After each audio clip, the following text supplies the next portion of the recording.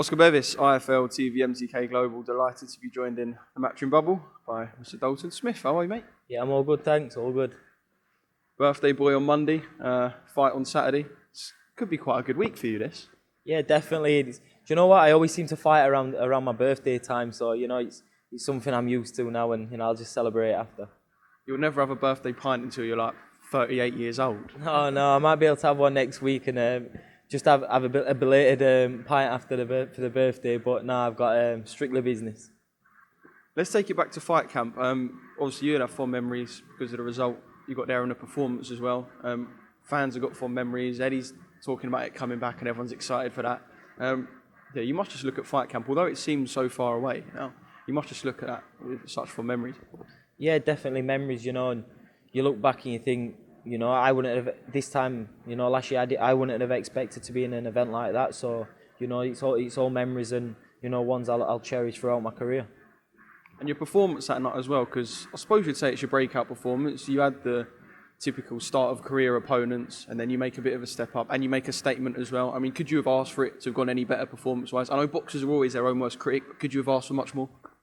Obviously, we're always his worst critic, but I think on a performance-wise and the stage it was on, that was a fight. Obviously the fight camp, the status, no easy fights, and to go out and perform like that, that's what I needed.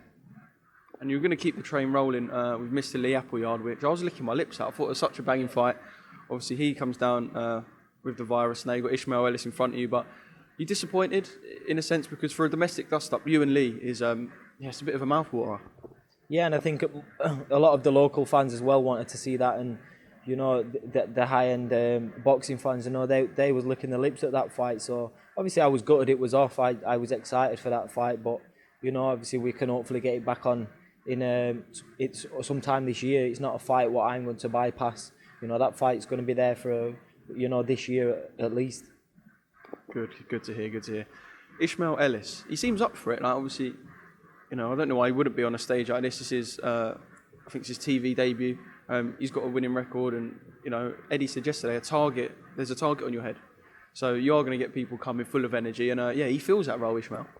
Yeah, he does, and obviously you've seen him yesterday, and he's a hungry fighter.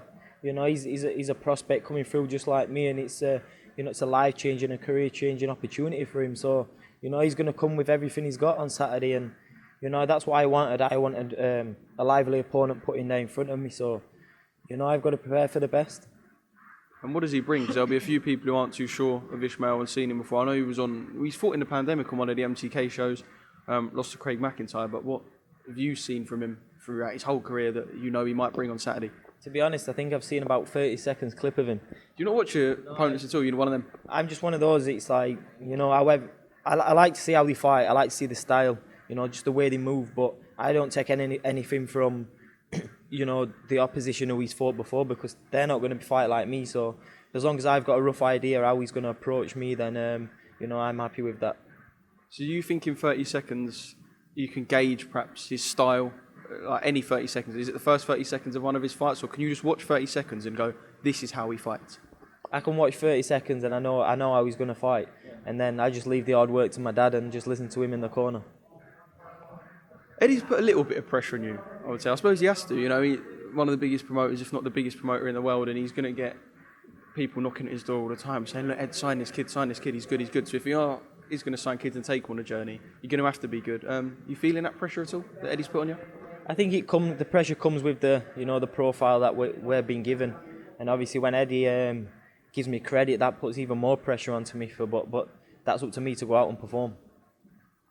And we're about to weigh in as well. All good with the weight? Is that all? Yeah, all good with the weight. I'm always professional with it. Still eating, drinking plenty. So it's better once I've weighed in at 1 o'clock. I can eat a little bit more, but no, I try and I'm professional as ever. I was going to say, I've missed a couple of boxes this week, and everyone was like, "Oh, don't you worry, after the weigh," and they'll be filling their faces. Is that how it works for you? Is that with every boxer actually? Because most of them seem to just eat a shitload after the weigh-in. Is that just how it works? Like you just weigh, feel completely up?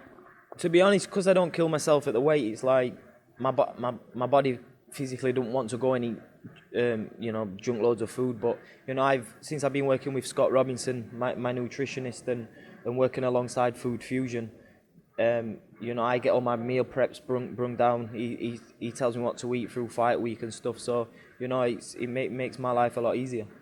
And does Grant follow suit as well? Because I know that I was speaking to Sean O'Hagan yesterday, and he said it's hard for Josh to follow suit when he's sitting there and just yamming like 3 cream cakes. But does Grant follow suit? Have you got the whole team following suit? You'd have to ask them themselves, because I think they're just secret eaters. You know, when I'm away, my dad, he's always saying, "Oh, I don't eat shit, I don't eat crap food and that." But I swear to God, he's a secret eater. Once he's in that room on his own, he's scoffing his face. The suitcase he's bought in, you can hear crisp bags rustling.